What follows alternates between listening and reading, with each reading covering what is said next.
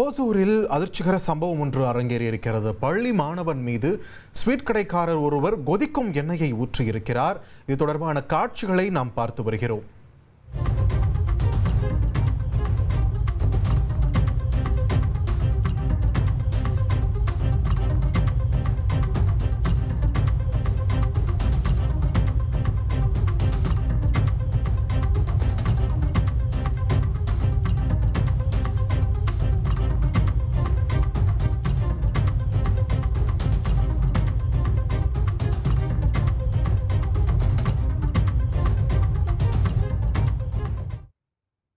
தொடர்ந்து கூடுதல் விவரங்களோடு இணைகிறார் எமது செய்தியாளர் ஜெயசுராஜ்.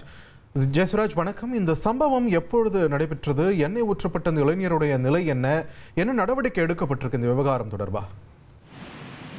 அதாவது ஒசூர் பகுதியைச் சேர்ந்த ஒரு 16 வயது சிறுவன் அதே பகுதியைச் சேர்ந்த ஒரு 15 வயது சிறுமியை காதலித்து வருகிறான். இந்த காதல் விவகாரத்துல கடந்த சில நாட்களுக்கு முன்னால அந்த சிறுவன் அந்த சிறுமியை வீட்டில இருந்து அழைச்சிட்டு போயிடுறான். இது சம்பந்தமா போலீஸ்ல அவங்க அந்த சிறுமியின் தரப்புல புகார், அனைத்து மகளிர் காவல் நிலையத்துல புகார் கொடுக்காங்க. அந்த சிறுவனை பிடித்து போலீசார் போக்சோ சட்டத்துல கைது பண்றாங்க. சிறையில் இருந்து வெளியே அந்த சிறுவன் மீண்டும் அந்த சிறுமியுடன் செல்போன்ல தொடர்ந்து பேசுறான்.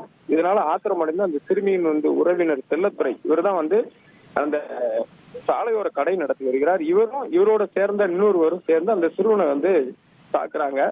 இதனால ஆத்திரமடைந்து அந்த சிறுவனுடைய தம்பி ஒசூர்ல அரசு பள்ளியில 8ஆம் வகுப்பு படித்து வருகிறான். இவன் ஆத்திரமடைந்து தன்னுடைய அண்ணனை அடிக்காங்க அப்படின்னு சொல்லி அந்த சாலையோர கடைக்கு போய் அந்த செல்லத்துறையிடம் ஒரு கேள்வி கேட்கிறான். நீங்க எப்படி எங்க அண்ணனை எப்படி அடிக்கலாம் அப்படின்னு சொல்லி வாக்குவாதத்துல ஈடுபடுறான். அப்ப ஒருவருக்கு ஒருவர் அது வாக்குவாதம் முற்றி கைகலப்பாக மாறிக்கொள்கிறது.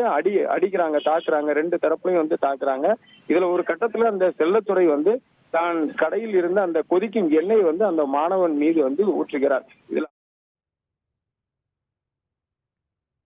நன்றி ஜெயசுராஜ், உங்களுடைய விரிவான தகவல்களுக்கு.